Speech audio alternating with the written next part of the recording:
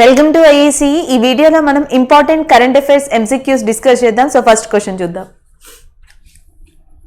So first question, government of India approves signing pact with which countries for information sharing and prevent customs offence.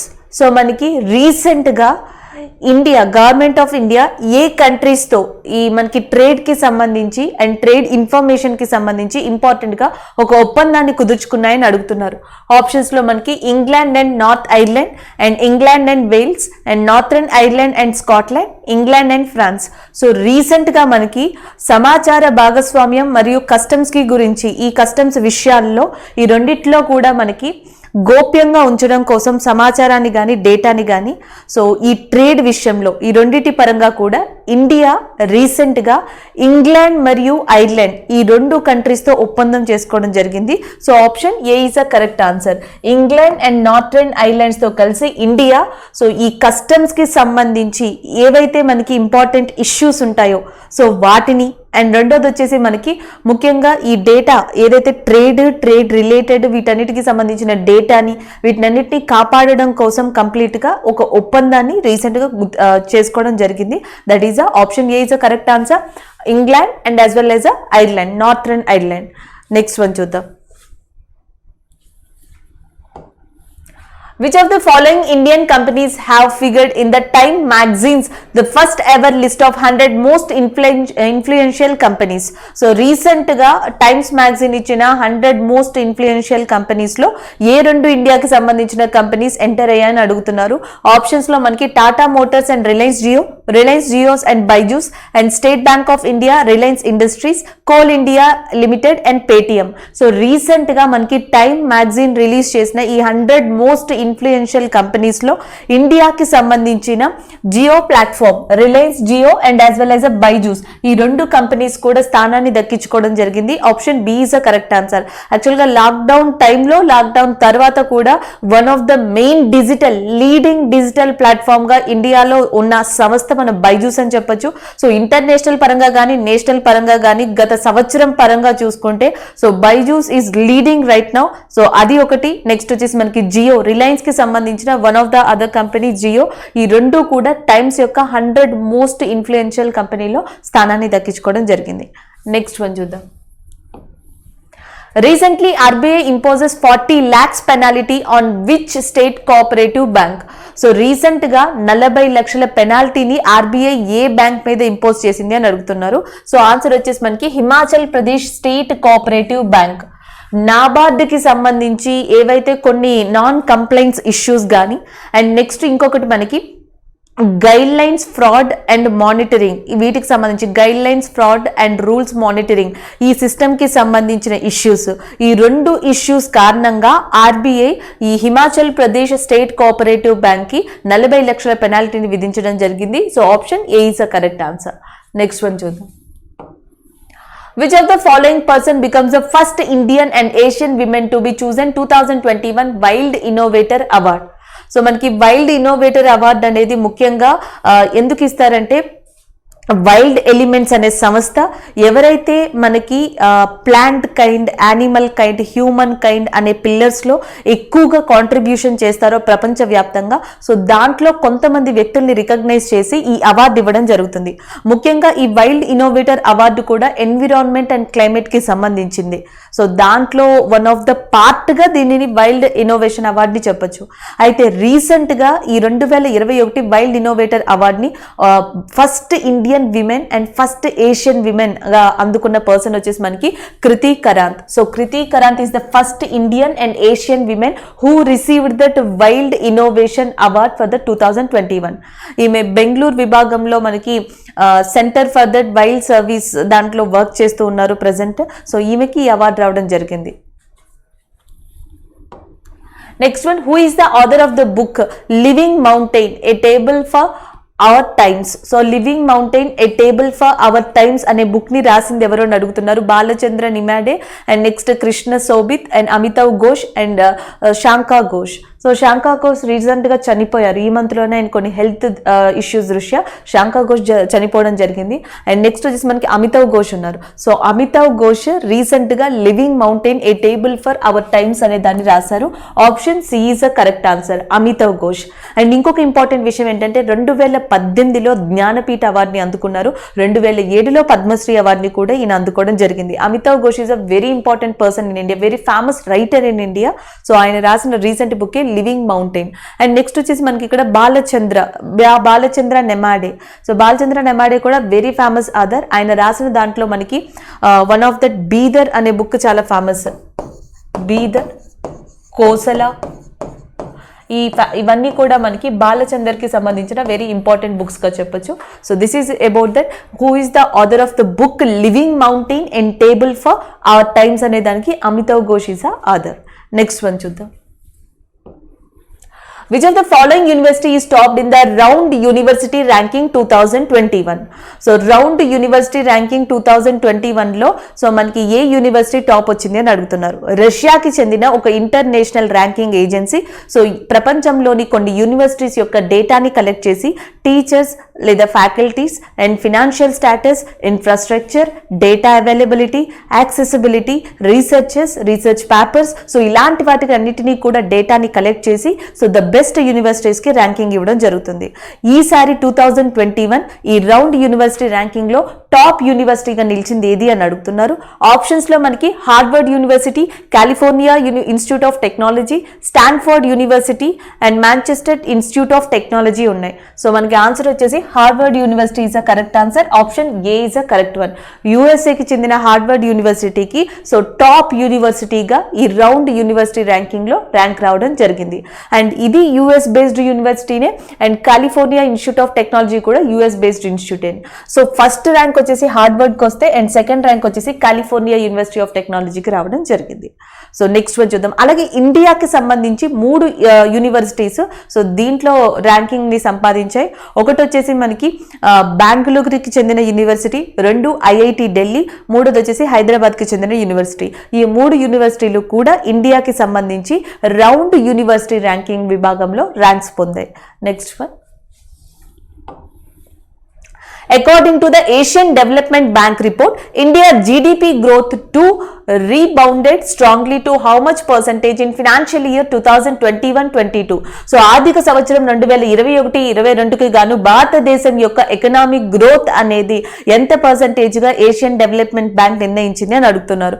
Options లో మనకి 9%, 13%, 7% and 11% ఉన్నాయి. So ఎంత వేగానికి పుంజుకుంటుంది, ఎంత వేగంగా ఎంత వరకు మనకి ఎకనామిక్ గ్రోత్ ఉంటుంది అని చెప్పేసి ఏషియన్ డెవలప్మెంట్ బ్యాంక్ ప్రొజెక్షన్ ఇచ్చింది అంటే 11%. Option D is a correct answer.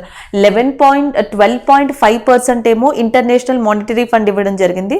11% ఏమో ఏషియన్ డెవలప్మెంట్ బ్యాంక్ ఎస్టిమేట్ చేసింది ఫినాన్షియల్ ఇయర్ 2021-22కి గాను.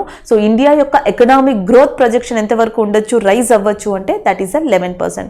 అలాగే Asian development bank head quarters వచ్చేసి మనకి ఫిలిప్పీన్స్ లో ఉంది. 29th April is observed as a 29th April ని ఎలా అబ్జర్వ్ చేస్తారని అడుగుతున్నారు. That is a international dance day. So మనకి 1982 నుంచి దీన్ని రికగ్నైజ్ చేయడం జరిగింది. సో 1982 నుంచి ఎవ్రీ ఇయర్ కూడా 29th April international dance day కింద రికగ్నైజ్ చేశారు. సో నెక్స్ట్ వచ్చేసి ఇక్కడ మనకి వరల్డ్ ర్యాట్ డే అని ఉంది. సో వరల్డ్ ర్యాట్ డే అనేది 4th April. ఎవ్రీ ఇయర్ కూడా మనకి 4th April world rat day అనే దాన్ని రికగ్నైజ్ చేశాం. ఆల్రెడీ నేను మీకు ఇంటర్నేషనల్ అమెచ్యూర్ రేడియో డే గురించి డిస్కస్ చేశాం. మీకు గుర్తుండే ఉంటుంది, ఎంసీక్యూస్లో అండ్ డిస్క్రిప్టివ్లో కూడా డిస్కస్ చేశాం. సో మీకు గుర్తుంటే కింద కమెంట్ చేయండి ఇంటర్నేషనల్ అమెచ్యూర్ రేడియో డే అనేది ఎప్పుడు సెలబ్రేట్ చేస్తాము అని చెప్పి. అలాగే ఇక్కడ డాన్స్ గురించి వచ్చింది కాబట్టి ఇండియాలో మనకి చాలా ఫేమస్ డాన్స్ పర్సన్స్ ఉన్నారు. యాక్చువల్గా డాన్స్ ఫామ్స్ని గుర్తుపెట్టుకోవడం వేరు, డాన్స్ పర్సన్స్ని గుర్తుపెట్టుకోవడం వేరు. అంటే జనరల్గా మనకి ఉన్న క్లాసికల్ డాన్స్లో భరతనాట్యం అంటే మనం తమిళనాడు అని చెప్తాం, కూచిపూడి ఆంధ్రప్రదేశ్ అని చెప్తాం, Mohiniyattam that is a Kerala అని చెప్తాం, సట్రియా అస్సాం. అయితే ఇక్కడ మనం గుర్తుపెట్టుకోవాల్సింది ఏంటంటే మనకి కళామండలం, పద్మనాభ కళామండలం అనే పర్సన్ దేనికి ఫేమస్ కానీ, లేకపోతే పండిట్ బ్రిజు మహారాజ్ దేనికి ఫేమస్ అని కానీ, నెక్స్ట్ వచ్చేసి మనకి ఇలాంటి Shobha Naidu is a very famous dancer in that which classical dance, లేకపోతే Mallika Sarabhai is very famous in which classical dance. So already మీకు క్లాసికల్ డాన్సర్స్ తెలుసు కాబట్టి 90% చాలా మంది స్టూడెంట్స్కి తెలుసు. అయితే దీంట్లో ఒక్కొక్క విభాగంలో ఫేమస్ డాన్సర్స్ నేమ్స్ని మీరు నోట్స్ చేసి పెట్టుకోండి. సో నెక్స్ట్ వచ్చే ఎగ్జామ్ పాయింట్ ఆఫ్ వ్యూలో అలాంటివి మనకి చాలా ఇంపార్టెంట్. అలాగే దీని తర్వాత నెక్స్ట్ వచ్చేసి ఫోక్ డాన్సర్స్. సో మనకి ఎక్కడెక్కడ ఫోక్ డాన్సర్స్ ఉన్నాయి, కోలాటం ఫర్ ఎగ్జాంపుల్ ఆంధ్రప్రదేశ్, లేకపోతే డప్పు నృత్యం అంటాం, లేకపోతే భామ కలాపం, ఇవన్నీ ఆంధ్రప్రదేశ్ నుంచి వస్తాయి. అండ్ నెక్స్ట్ యక్షగాన, ఇది కర్ణాటకలో చాలా ఫేమస్గా చెప్తాం. నట్టి, ఇది నార్త్ ఇండియాలో చాలా ఫేమస్ డాన్సర్. దిమ్సా, సో ఇలాంటి ఫోక్ డాన్సర్స్ ఏ స్టేట్స్లో ఉన్నాయో ఒకసారి గుర్తుపెట్టుకోండి. నెక్స్ట్ వన్ చూద్దాం. Who is the winner of Jean Hersholt humanitarian award in 2021. So Oscar awards ఇచ్చినప్పుడు ప్రతి సంవత్సరం కూడా ఆస్కర్ అవార్డ్స్లో భాగంగా మనకి ఈ హ్యుమానిటేరియన్ అవార్డ్ని కూడా ఇవ్వడం జరుగుతుంది. జీన్ హెర్షలాట్ హ్యుమానిటేరియన్ అవార్డ్ 2021 అందుకున్న వ్యక్తి ఎవరు అని అడుగుతున్నారు. సో ఇక్కడ మనకి డిఫరెంట్ పర్సన్స్ని ఇవ్వడం జరిగింది. సో డైరెక్ట్గా ఆన్సర్ వచ్చేసి Tyler Perry. So Tyler Perry is the person and he received 2021 Jean Hersholt humanitarian award. And ఈ అవార్డు ఈయనకి రావడానికి ప్రధాన కారణం ఈయన writer, director, actor and producer కూడా. సో ఆయన చేసిన డిఫరెంట్ కాంట్రిబ్యూషన్కి గాను and 2021 Jean Hersholt humanitarian award అనేది రావడం జరిగింది. సో నెక్స్ట్ వన్ చూద్దాం.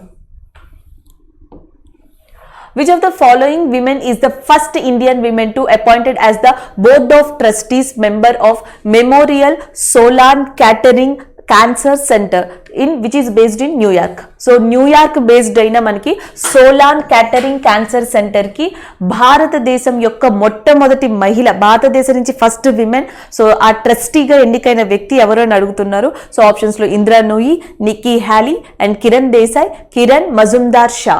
సో ఆన్సర్ వచ్చేసి మనకి Kiran Mazumdar Shaw. Option C is a correct answer. So భారతదేశానికి చెందిన one of the top billionaire Kiran Mazumdar Shaw recent గా న్యూయార్క్ కి చెందిన ఒక క్యాన్సర్ బేస్డ్ సెంటర్ కి ట్రస్టీగా, దానికి మెయిన్ పర్సన్ గా ఎన్నిక కావడం జరిగింది. సో భారతదేశంలో చాలా లీడింగ్ కంపెనీస్ అయినా one of the leading company బెంగళూరులో ఉంది, బయోకాన్ టెక్నాలజీస్ అని చెప్పి. ఆ బయోకాన్ టెక్నాలజీస్ చైర్మన్ మనకి కిరణ్ మజుందార్ షా. నెక్స్ట్ వన్ చూద్దాం. Which of the following person designated a new finance secretary of India? భారతదేశ నూతన ఆర్థిక కార్యదర్శిగా ఎన్నికైన వ్యక్తి ఎవరు అని అడుగుతున్నారు. ఆప్షన్స్ లో మనకి Hasmukh Adhia, Rajiv Kumar, Sumit Bose and TV Somanathan. So TV Somanathan is a correct answer. So ఇటీవల టీవీ సోమనాథన్ భారతదేశం యొక్క నూతన ప్రధాన కార్యదర్శి, దేనికి అంటే ఆర్థిక ప్రధాన కార్యదర్శిగా ఎన్నికవ్వడం జరిగింది. So option A is a correct answer. Next one. Who is the founder president of International Kabaddi Federation who recently passed away? So recent గా ఇంటర్నేషనల్ కబడ్డీ దానికి ప్రెసిడెంట్ గా చేసిన వ్యక్తి, one of the main founder member, 28 years దానితో అనుబంధం ఉన్న వ్యక్తి and రాజస్థాన్కి farmer మినిస్టర్గా వర్క్ చేసిన వ్యక్తి అండ్ ఆయన పేరు వచ్చేసి మనకి జనార్దన్ సింగ్ గెహ్లాట్. సో రీసెంట్గా జనార్దన్ సింగ్ గెహ్లాట్ చనిపోయారు. So option D is a correct answer. ఈయన ప్రస్తుతం వైస్ చైర్మన్ ఆఫ్ ఒలింపిక్ అసోసియేషన్కి వైస్ చైర్మన్గా వర్క్ చేస్తున్నారు అండ్ కొన్ని హెల్త్ ప్రాబ్లం దృష్ట్యా గెహ్లాట్ చనిపోయారు. దాని ముందర ఈయన ఇంటర్నేషనల్ కబడ్డీ అసోసియేషన్కి వర్క్ చేసి ఉన్నారు చైర్మన్గా, వన్ ఆఫ్ ద ఫౌండర్ మెంబర్గా. దాని తర్వాత నెక్స్ట్ ఇంకా ఈయన రాజస్థాన్లో మినిస్ట్రీ పదవిని కూడా చేపట్టడం జరిగింది. ఇలా వివిధ కేటగిరీస్లో ఈయన కాంట్రిబ్యూషన్ ఇచ్చుకుంటూ వచ్చారు. So that is about that Janardhan Singh Gehlot who recently passed away.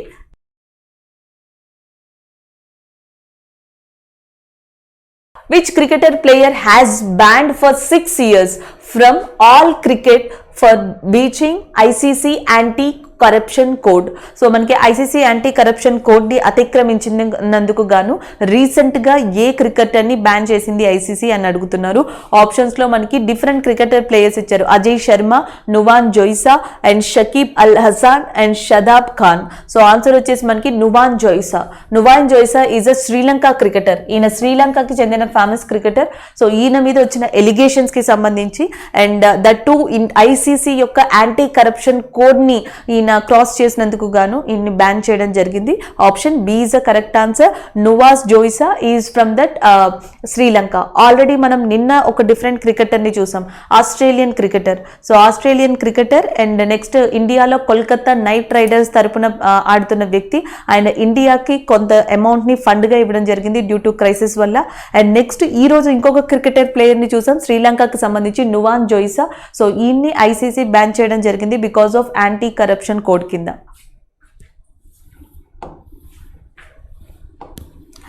India's indigenous light combat aircraft Tejas added which missile in its air to air weapons capability? So మనకి 3 రకాల మెయిన్ మిసైల్స్ ఉంటాయి. ఎయిర్ టు ఎయిర్ మిసైల్స్ ఒకటి, next వచ్చేసి surface to air missiles ఒకటి, next surface to surface missiles ఒకటి. ఇవి categories. ఈ మిసైల్స్ని different kind of మనకి ఏమంటారు మీడియం యూజ్ చేసి ఎనిమీ మీద కానీ ఎనిమీ వెపన్స్ మీద కానీ టార్గెట్ చేయడం జరుగుతుంది. అయితే ఇప్పుడు సర్ఫేస్ టు సర్ఫేస్ మిసైల్స్ గురించి మాట్లాడుతున్నారు. మన టెక్నాలజీతో మనం మ్యానుఫ్యాక్చర్ చేసిన ఎయిర్ క్రాఫ్ట్ వేరు తేజస్. ఆ తేజస్ యూజ్ చేసి ఇటీవల ఒక సర్ఫేస్ టు సర్ఫేస్ మిసైల్ని ఇండియా గోవా నుంచి టెస్ట్ చేసింది. ఆ సర్ఫేస్ టు సర్ఫేస్ మిసైల్ పేరేంటి అని అడుగుతున్నారు. అస్త్రా పైథాన్ 5 MK1A R37M అని ఉంది. ఆన్సర్ వచ్చేసి మనకి Python 5.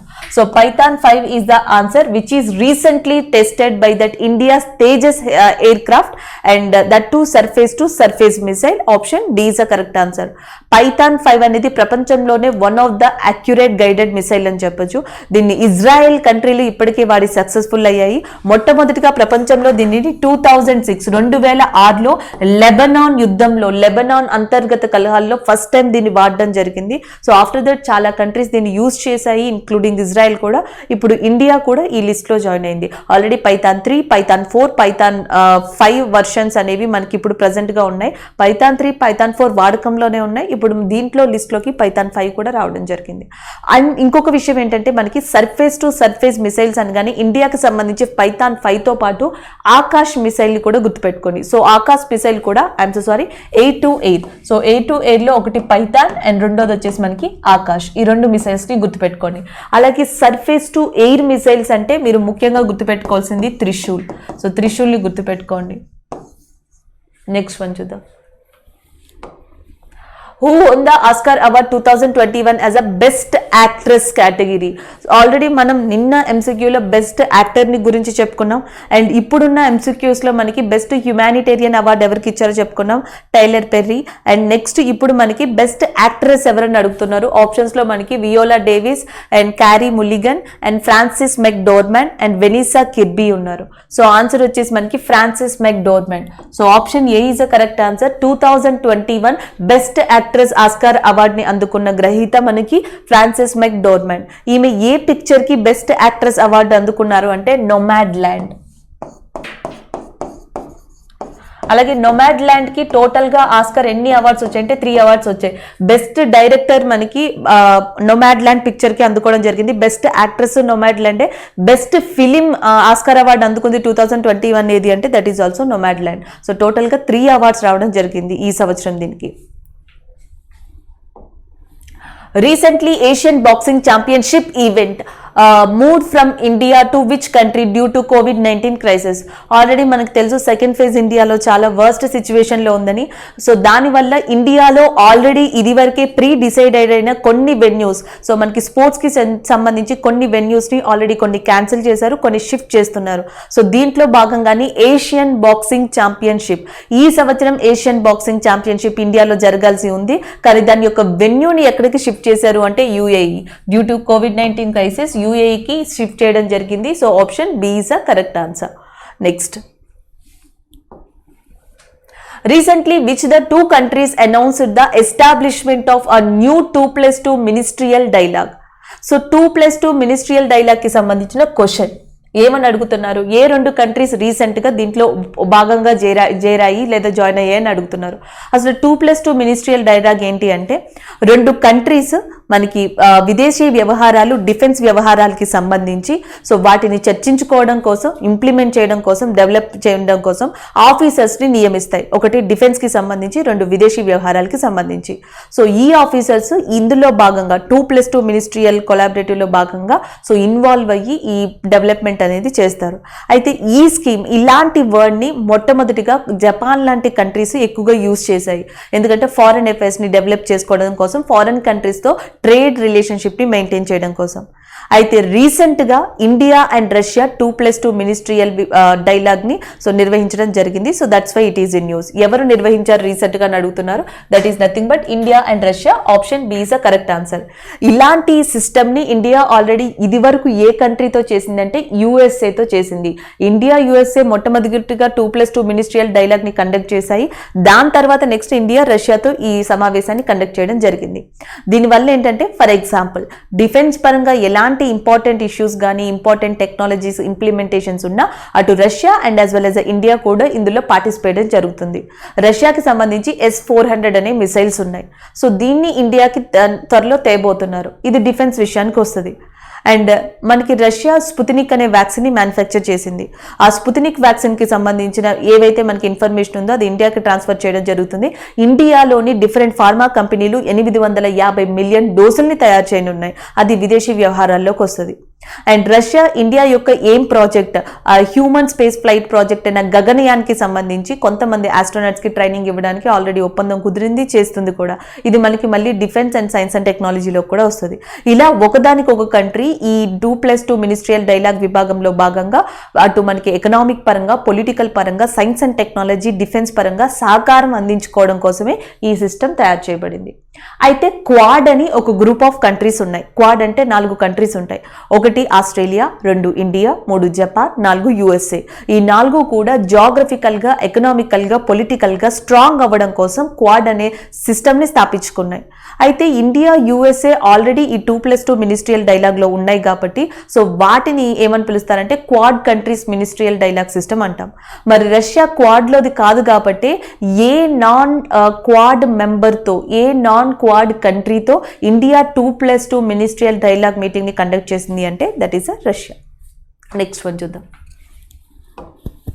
Which of the following state or union territory topped in the wastage of COVID-19 vaccines? So COVID-19 vaccines ని మనకి వేస్ట్ చేసిన దాంట్లో ఏ కంట్రీ ఉంది అని అడుగుతున్నారు. సో జనరల్గా ఒక డోసేజ్ సంబంధించి ఒక బాటిల్ని ఓపెన్ చేసిన తర్వాత సో అది కొంత టైం పీరియడ్ తర్వాత మ్యాక్సిమం అది పనికిరాదు అని చెప్తున్నారు. సో ఇంత పర్టికులర్ టైంలో ఒకసారి ఓపెన్ చేయగానే అది కంప్లీట్ చేయాల్సి ఉంటుంది.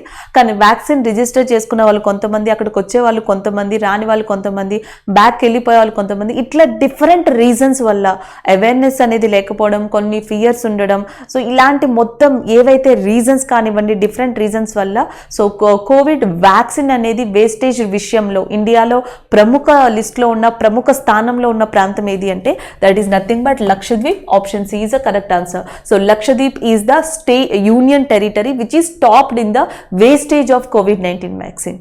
And next one, match the following. So ఇక్కడ మనకి ఫెస్టివల్స్ ఇచ్చారు, ఇక్కడ స్టేట్స్ ఇచ్చారు. సో వాటిని మ్యాచ్ చేయమని అడుగుతున్నారు. సో ఫస్ట్ ఆప్షన్ వచ్చేసి మనకి జార్ఖండ్ ఉంది. సో జార్ఖండ్కి వచ్చి మనకి కారం ఉత్సవం అనేది చాలా famous. So the Karam utsavam is very famous in that Jharkhand. So Sikkim already తెలుసు, Sikkim is very famous for that Losar festival. So Losar festival అనేది మనకి సిక్కింలో సెలబ్రేట్ చేస్తారు. సో నెక్స్ట్ వచ్చేసి మనకి నాగాలాండ్ అండ్ మణిపూర్ అనేవి ఉన్నాయి. So Nagaland is very famous for Moatsu festival. So Moatsu festival అనేది మనకి నాగాలాండ్లో, అండ్ మణిపూర్లో వచ్చేసి మనకి ముఖ్యంగా యోషాంగ్ ఫెస్టివల్. సో మణిపూర్లో యోషాంగ్ ఫెస్టివల్, నాగాలాండ్లో Moatsu festival, and Karam festival in that Jharkhand, and next సిక్కింలో లోసార్ ఫెస్టివల్. సో అంటే ఆప్షన్స్ ఏమవుతాయో చూద్దాం. సో జార్ఖండ్ వచ్చేసి మనకి కరామ్ ఉత్సవం కాబట్టి option D is the correct answer. So Manipur వచ్చేటప్పటికి మనకి ముఖ్యంగా that is a Yaoshang festival కాబట్టి option A is a correct answer. And next మనకి నాగాలాండ్ వచ్చేటప్పటికి మోత్సు ఫెస్టివల్ కాబట్టి B is a correct answer.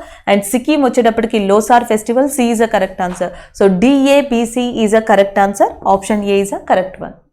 And already మనకు తెలుసు జార్ఖండ్, మణిపూర్, నాగాలాండ్, సిక్కిం ఇక్కడ మీరు ఫేమస్ డాన్సెస్, ఫేమస్ ట్రైబ్స్ని కూడా మీరు గుర్తుపెట్టుకోవాల్సి ఉంటుంది. ఇంపార్టెంట్ ట్రైబ్స్ ఎవరు, ఇంపార్టెంట్ ఫెస్టివల్స్ ఏంటి, ఎస్పెషల్లీ నార్త్ ఈస్ట్ ఇండియా భాగంలో ఇవి చాలా ఇంపార్టెంట్ ఎగ్జామ్ పాయింట్ ఆఫ్ వ్యూలో.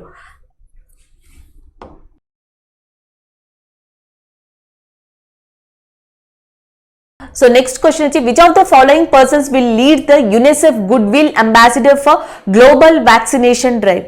సో గ్లోబల్ వ్యాక్సినేషన్ డ్రైవ్ కి సంబంధించి యునిసెఫ్ తరపున గుడ్ విల్ అంబాసిడర్ గా ఎవరు ఉండబోతున్నారు అని అడిగారు. సో దీంట్లో Lilly Singh and David Beckham and next వచ్చేసి Millie Bobby Brown and Priyanka Chopra. నేను ఆల్రెడీ యూనిసెఫ్ గురించి మీకు ఇదివరకు చెప్పాను. యూనిసెఫ్కి సంబంధించి ప్రియాంక చోప్రా, అమితాబ్ బచ్చన్, సచిన్ టెండూల్కర్ లాంటి వాళ్ళు ఆల్రెడీ ఇండియా తరపున బ్రాండ్ అంబాసిడర్గా వర్క్ చేశారు అని. సో దాన్ని పక్కన పెడితే యూనిసెఫ్కి సంబంధించి UNICEF good will ambassador for the global vaccination drive, ఈ ప్రోగ్రామ్కి యూనిసెఫ్ తరపున ఎవరు గుడ్ విల్ అంబాసిడర్గా ఉంటున్నారు అంటే సో ఆన్సర్ వచ్చేసి మనకి డేవిడ్ బెక్హమ్. సో యూకేకి చెందిన ఫేమస్ ఫుట్బాలర్ ప్లేయర్. సో ఈయన దీనికి గుడ్ విల్ అంబాసిడర్గా వర్క్ చేయనున్నారు. So option B is the correct answer. Thank you.